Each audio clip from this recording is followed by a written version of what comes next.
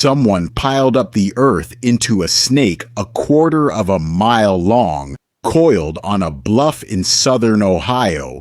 You are looking straight down at it. 1,348 feet of raised soil. Head lifted, body rolling through 7 curves, a tail wound into a tight triple coil. No one knows who made it. No one knows when. The 2 best answers, each with its own radiocarbon dates, stand 1,400 years apart, and no one knows why. It is the largest serpent effigy on Earth, and it breaks the one rule almost every monument obeys. There is no one buried inside it. No grave, no pottery, no tools, nothing that can be dated, nothing that says a name.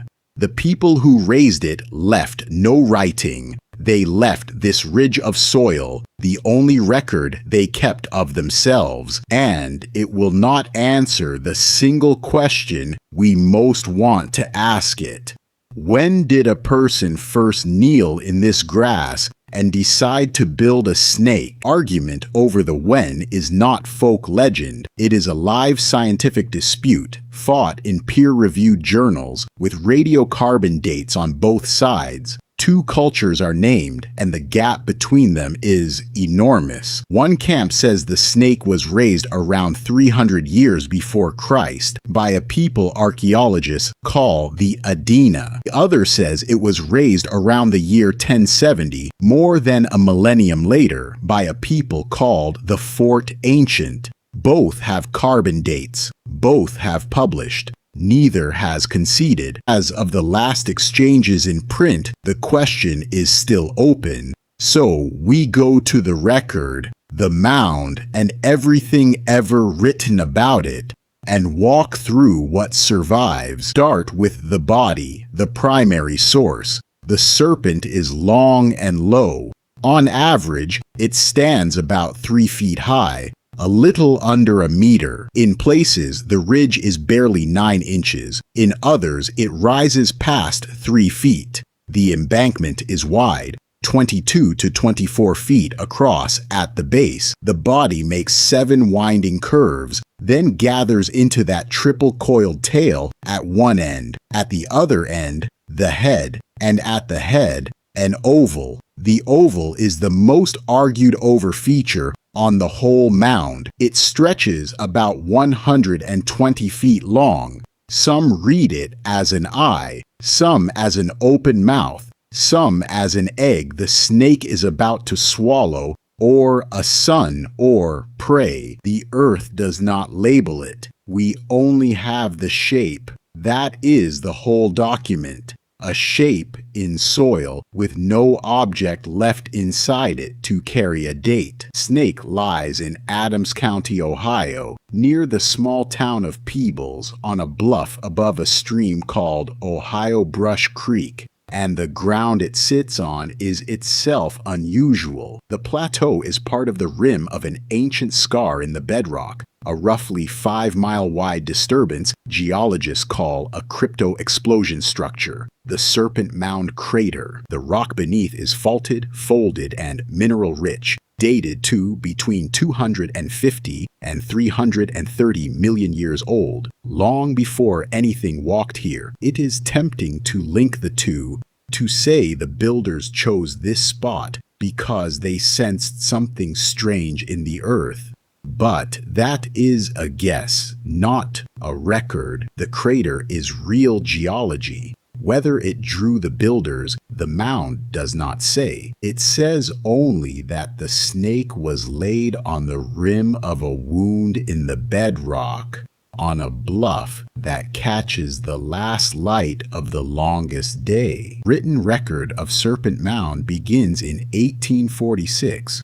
2 men, Ephraim George Squier and Edwin Hamilton Davis, came to measure it and to draw it. In 1848, their work was published in a book called Ancient Monuments of the Mississippi Valley, the very first publication the Smithsonian Institution ever issued. Volume 1 of its contributions to knowledge. Their engraving of the serpent is, in a real sense, the oldest careful witness we have. It fixed the shape on paper at a moment when plowing and weather were already wearing the mound down. When we look at the snake today, we are partly looking through their eyes. Squier and Davis were a newspaper editor and a physician, cataloging the great earthworks of the Ohio Valley before the plow finished them off. But their drawing endured, precise enough that later archaeologists could set their maps against it and measure how much the snake had slumped and eroded in between.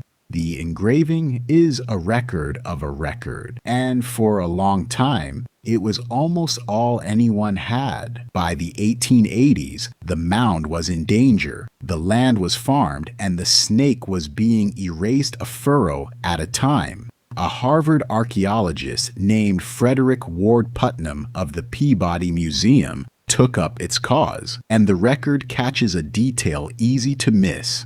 The money to save the mound was raised largely by donations gathered among the women of Boston, organized by Alice C. Fletcher. Around 1887, the land was bought and the title placed with Harvard's Peabody Museum. Then Putnam dug. Between 1886 and 1889, he cut trenches into the effigy and into two smaller conical mounds nearby. What he found in the serpent was, essentially, nothing to date it by. What he found in the nearby mounds was different, and that difference would shape the argument for the next 100 years. Hold this in mind because the entire dispute rests on it. The serpent has no burials, but about 200 meters away, a small conical mound does. Inside that neighbor were Adena burials, human remains laid to rest with pottery and projectile points, objects that can be identified, a culture with a name. Putnam reasoned the natural way. If the people buried next door were Adena, then surely the same people built the great snake beside their graves. So he attributed the serpent to the Adena. For roughly a century, that was the answer in every book. Serpent Mound was Adena, around 300 years before Christ.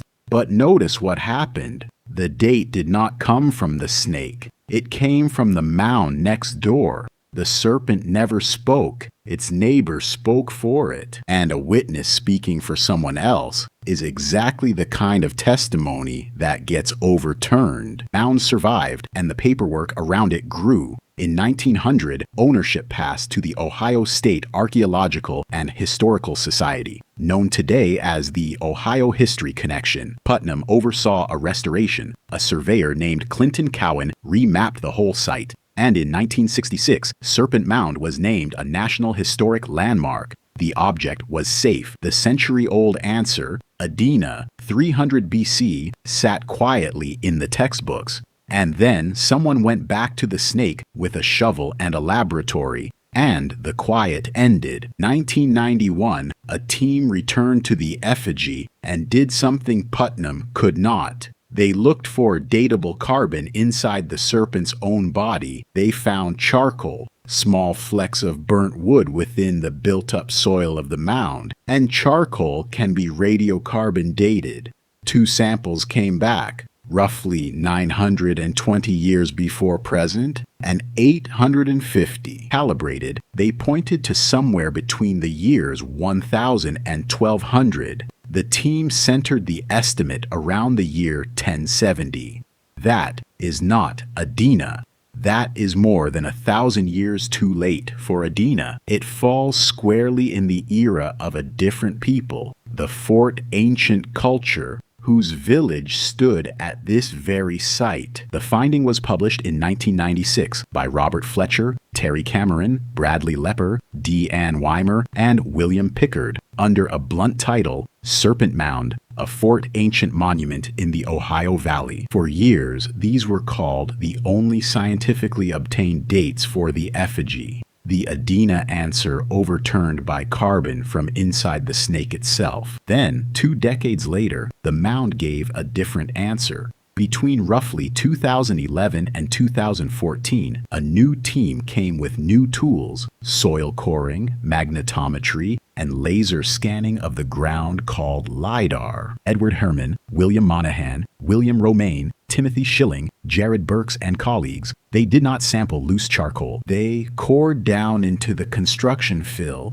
the soil piled to build the mound, and dated the base, the original layer laid down first. The base came back early woodland. Earliest calibrated date reached back to about 381 years before Christ, around 300 BC. Adena, after all, published in 2014 in the Journal of Archaeological Science, their answer was more subtle than, "The old view was right." They proposed a multi-stage mound, built first by the Adena around 300 BC, then repaired and refurbished much later in Fort Ancient times around the year 1070, and that later repair, they argued, is exactly where the 1990s charcoal came from. Two true dates, one monument, built by one people, mended by another, 1,000 years apart. It would be a tidy ending. It is not the ending, because one of the original scientists refused to accept it. Bradley Lepper, of the Ohio History Connection, a co-author on that 1996 Fort Ancient study, rejected the redating, and his objection is technical and serious. The 2014 dates, he argued, did not come from charcoal. They came from organic sediment, decayed material worked into the soil, and organic sediment carries a known trap. It can hold old carbon far older than the moment the mound was built. By Lepper's account, such samples can read as much as 3,000 years too old. If he is right, the 300 BC date is a mirage, old carbon in reworked dirt, and the real answer remains the charcoal in the body around the year 1070. Fort Ancient. He laid this out in a 2018 reply titled On the Age of Serpent Mound. The other team answered back. Romaine and Herman defended their cores and their stratigraphy through 2018 and 2019 and reasserted the multi-stage model, one paper answering the last, and there it sits. Two peer-reviewed camps, both still standing, no referee. That is the kind of record we follow on this channel. The mysteries that refuse to close, walked through slowly, one document at a time. If that is your kind of question, subscribe and come with us to the next one. If we cannot fix the when, can we at least reach the why? Why build a snake 1/4 of a mile long? Here, too, we only have the shape and interpretation laid over it. Take these as arguments, not answers. Some researchers point to the sky. They say the head and its oval align to the sunset of the summer solstice, and that the coils may point to the sunrises of the solstices and equinoxes.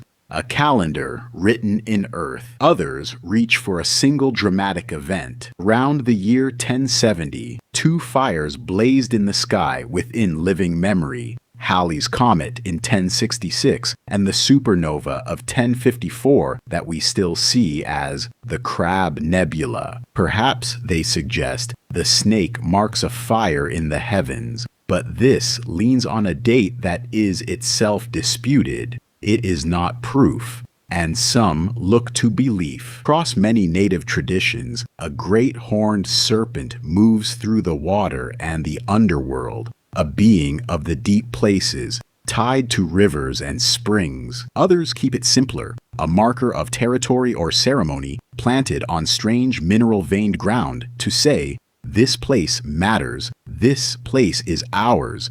Every one of these is a reading. They even disagree which way the snake faces in time, whether the oval is dawn or dusk. The mound holds still and lets us project our own questions onto it. So let us be honest about the file. Here is what the record can say. There is a serpent of earth in Adams County, Ohio, 411 meters long, holding no burials. while the smaller mound beside it holds Adena dead. It was surveyed in 1848, dug in the 1880s, cored in our own century, and protected as a landmark.